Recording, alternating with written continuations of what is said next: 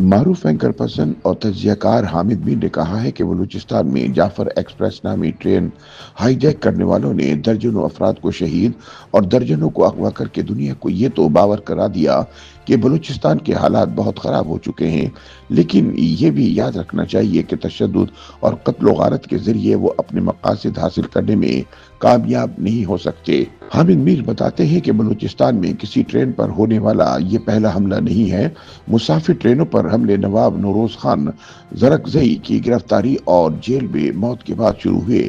نواب اکبر خان بگٹی کی 2006 میں مشرف جنتا کے ہاتھوں شہادت کے بعد ٹرینوں پر حملوں میں مزید شدت آئی اور یہ سلسلہ آج تک جاری ہے۔ روزنامہ جنگ کے لیے اپنے تازہ تجزیے میں حامد میر کہتے ہیں کہ آج کے بلوچستان میں ویسے ہی حالات ہیں جیسے 1973 میں تھے، جب وزیر داخلہ خان عبد القیوم خان نے پاکستان میں عراقی سفارت خانے سے اسلحہ برآمد کروانے کے بعد بلوچستان میں نیب کی حکومت کو پاکستان کے خلاف سازش کے الزام پر برطرف کروا دیا تھا۔ اس کے بعد اکبر بگٹی کو گورنر بنا کر فوجی آپریشن شروع کیا گیا اور سپریم کورٹ کے ذریعے نیب پر پابندی لگا دی گئی۔ پیپلز پارٹی نے جام غلام قادر کے ساتھ مل کر صوبے میں حکومت بنا لی۔ ستم ظریفی دیکھیے کہ نہ تو نیب پر پابندی لگوانے والے ذوالفقار علی بھٹو پر کسی نے رحم کیا اور نہ ان کا ساتھ دینے والے اکبر بگٹی کو کسی جرنیل نے قبول کیا۔ اس کے بعد جام غلام قادر جنرل ضیاء کی مدد سے بلوچستان کے وزیر اعلیٰ بن گئے۔ ان کے برخوردار جام یوسف جنرل مشرف کی مدد سے وزیر اعلیٰ بنے اور ان کے پوتے جام کمال کو جنرل باجوہ نے وزیر اعلیٰ بنوایا۔ حامد میر کہتے ہیں کہ آج پھر بلوچستان پر پیپلز پارٹی کی حکومت ہے اور حالات آپ کے سامنے ہیں۔ بلوچستان میں بھارت کی سازشوں سے کسی کو انکار نہیں، لیکن سوال یہ ہے کہ کیا گرگٹ کی طرح اپنے سیاسی رنگ بدلنے والے سیاستدان بلوچستان کے حالات سدھار پائیں گے؟ سینئر صحافی ایک پرانا واقعہ بیان کرتے ہوئے بتاتے ہیں کہ یہ 24 مئی 1998 کا دن تھا۔ گوادر ایئرپورٹ سے پی آئی اے کا ایک فوکر جہاز کراچی کے لیے روانہ ہوا۔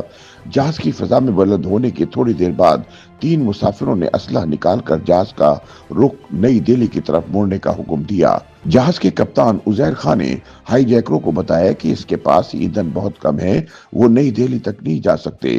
ہائی جیکروں کے پاس ایک نقشہ تھا اور وہ نقشے کی مدد سے کوئی ایسا بھارتی ایئرپورٹ تلاش کر رہے تھے جہاں یہ فوکر جہاز لینڈ کر سکتا تھا۔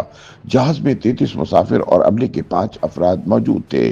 عزیر خان نے ہائی جیکرز کو بتایا کہ وہ جہاز کو بھارتی گجرات کے بھوج ایئرپورٹ پر اتار سکتا ہے۔ ہائی جیکروں نے صلاح مشورے کے بعد اسے بھوج کی طرف جانے کی اجازت دے دی۔ ایک ہائی جیکر کاکپٹ میں کپتان کے ساتھ موجود تھا اور 2 ہائی جیکروں نے مسافروں پر اسلحہ تان رکھا تھا۔ کپتان نے کچھ دیر کے لیے جہاز کو فضا میں گھمایا اور وہ شام کے سائے گہرے ہونے کا انتظار کرتا رہا۔ پھر اس نے ہائی جیکروں کو نقشے کی مدد سے بتایا کہ وہ پاکستان کی حدود سے نکل کر بھارت میں داخل ہو گیا ہے۔ پھر کپتان نے انگریزی میں بھوج ایئرپورٹ کا نام لے کر بتایا کہ اس کا جہاز اغوا ہو چکا ہے، اس لیے وہ بھوج میں لینڈ کرنا چاہتا ہے۔ کنٹرول ٹاور نے فوری طور پر کپتان کو کوئی جواب نہیں دیا، کیونکہ کپتان نے یہ پیغام بھوج ایئرپورٹ کو نہیں بلکہ پاکستان کے شہر حیدرآباد کے ایئرپورٹ کو دیا تھا۔ حیدرآباد ایئرپورٹ کے عملے نے عقل مندی کا مظاہرہ کیا اور کپتان کو لینڈ کرنے کی اجازت دے دی۔ کپتان نے حیدرآباد ایئرپورٹ کے رن وے پر لینڈ کیا اور جہاز کو عمارت کے قریب لے جانے کی بجائے کافی فاصلے پر کھڑا کر دیا تاکہ پتہ نہ چلے کہ جہاز کون سے ایئرپورٹ پر آیا ہے۔ رات ہو چکی تھی اور ایئرپورٹ کے عملے نے مرکزی عمارت کی روشنیاں بجھا دی تاکہ ایئرپورٹ پر کوئی تحریر پڑھ کر ہائی جیکر اندازہ نہ لگا سکے کہ ان کے ساتھ دھوکہ ہوا ہے۔ ایئرپورٹ کے عملے نے فوری طور پر پولیس کو اطلاع دی۔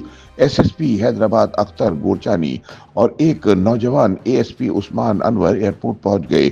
ان دونوں نے فوری طور پر حیدرآباد کی انتظامیہ کو ہدایت کی کہ شہر کی مساجد سے لاؤڈ سپیکر پر کوئی اذان نہ دی جائے۔ حامد میر بتاتے ہیں کہ کچھ دیر بعد ہائی جیکروں نے جہاز کے انجینئر کے ذریعے پیغام بھیجا کہ وہ بابا جان کے آدمی ہیں اور انڈیا کے زی ٹی وی کو انٹرویو دینے کے لیے تیار ہیں۔ اختر گورچانی اور عثمان انور نے فیصلہ کیا کہ کراچی سے کمانڈوز کے آنے کا انتظار نہ کیا جائے बल्कि खुद ही कोई हिकमत अमली तरतीब जी जाए। अख्तर गोरचानी ने सिविलियन ड्रेस पहन लिया और वो भोज एयरपोर्ट के मैनेजर मनोज कुमार जबकि उस्मान अनवर असिस्टेंट मैनेजर रामचंद्र बन गए। गर्मी बहुत ज्यादा थी। हाईजैकरों ने पानी मांगा तो ये दोनों पुलिस अफसर पानी की बोतलें लेकर खुद जहाज में चले गए। हाईजैकर्स ने पानी लिया और जी टीवी के मुतालिक पूछने लगे। अख्तर गोरचानी और उस्मान अनवर को समझ आ चुकी थी कि तीनों हाईजैकर्स बलोच अलहदगी पसंद हैं और उन्होंने भारतीय खुफिया इदारे रा की मिलीभगत से जहाज अगवा किया है। इससे चंद दिन पहले भारत ने पोखरान में एटमी धमाका किया था और पाकिस्तान जवाबी एटमी धमाका करने के लिए तैयारी में मसरूफ था। भारत ने पाकिस्तान को ब्लैकमेल करने के लिए 3 बलोच नौजवानों को इस्तेमाल किया और पीआईए का हवाई जहाज अगवा करा दिया। उस्मान अनवर ने हाईजैकर्स को रामचंद्र बनकर बताया कि जी टीवी के पास भोज में कोई कैमरा मैन नहीं है, इसलिए जी टीवी की टीम नई दिल्ली से आ रही है।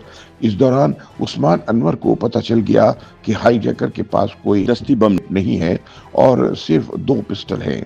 इस दौरान रेंजर्स का मेजर आमिर हाशमी भी खाना लेकर जहाज में पहुंच गया और कुछ देर बाद मनोज कुमार, रामचंद्र और आमिर हाशमी ने तीनों हाईजैकर्स पर हमला करके इन्हें दबोच लिया। दीगा बुश्ती में हाईजैकरों ने एक फायर किया जो इनके अपने ही साथी को लग गया। इस दौरान मजीद फोर्स आ गई और तीनों हाईजैकर्स गिरफ्तार हो गए। ये ऑपरेशन मुकम्मल हुआ तो एक एयर होस्टेस ने शोर मचा दिया कि इसे पाकिस्तान वापस भेजा जाए। जब इसे बताया गया कि घबराओ नहीं, तुम पाकिस्तान में ही हो, तो वो खुशी से रोने लगी। इन हाईजैकर्स का सरगना शहसवार बलोच था।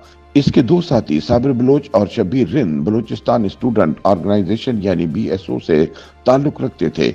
इन तीनों ने गवादर एयरपोर्ट पर एएसएफ के एक एहलकार की मिलीभगत से असला जहाज में स्मगल किया और जाली नामों से जहाज में सफर किया। हामिद मीर बताते हैं कि 28 मई 1998 को पाकिस्तान एटमी ताकत बना और इन तीनों हाईजैकर्स को भी 28 मई 2015 को फांसी दे दी गई। अख्तर गोरचानी आगे चलकर इंटेलिजेंस ब्यूरो के सरबराह बने और रिटायरमेंट के बाद सियासत में आ गए, जबकि उस्मान अनवर आजकल आईजी पंजाब हैं। बलोच अलहदगी पसंदों ने 1998 में हवाई जहाज अगवा किया लेकिन अपने मकासद हासिल न कर सके। अब मार्च 2025 में उन्होंने कोयटा से पेशावर जाने वाली एक ट्रेन को अगवा किया। ट्रेन के अगवा और कत्लो गारत से भी बलोचों के लिए खैर नहीं निकलेगी, लेकिन 1998 और 2025 में काफी फर्क है। 1998 में सिर्फ 2 पुलिस अफसरों ने असलहे के बगैर 3 मुसल्लह हाईजैकर्स पर काबू पा लिया था। 2025 में जब पाकिस्तान एक एटमी ताकत बन चुका है, ट्रेन अगवा करने वालों ने दर्जनों अफराद को शहीद और दर्जनों को अगवा करके दुनिया को ये तो बता दिया कि बलूचिस्तान के हालात बहुत खराब हो चुके हैं, लेकिन तशद्दुद और कत्ल गारत के जरिए वो आज भी अपने मकासद हासिल नहीं कर सकते। हामिद मीर कहते हैं कि ट्रेन हाईजैक करने वालों पर काबू पाने के लिए रियासती इदारों ने जानी नुकसान भी उठाया है। इस हौलनाक वाक़े ने हमें वज़ीर दाखिला मोहसिन नकवी का वो बयान याद दिला दिया कि बलोच दहशतगर्द एक एसएचओ की मार हैं। YouTube पर गूगली न्यूज देखने के लिए youtube.com की सर्च बार में गूगली न्यूज टीवी टाइप करें। गूगली न्यूज के पेज पर सुर्ख रंग के सब्सक्रिप्शन वाले बटन पर क्लिक करना ना भूलिए। YouTube पेज पर अपलोड होने वाली वीडियोस से बाखबर रहने के लिए बेल आइकन पर क्लिक कीजिए। आपको हर नई वीडियो के बारे में नोटिफिकेशन मौसूल हो जाएगा।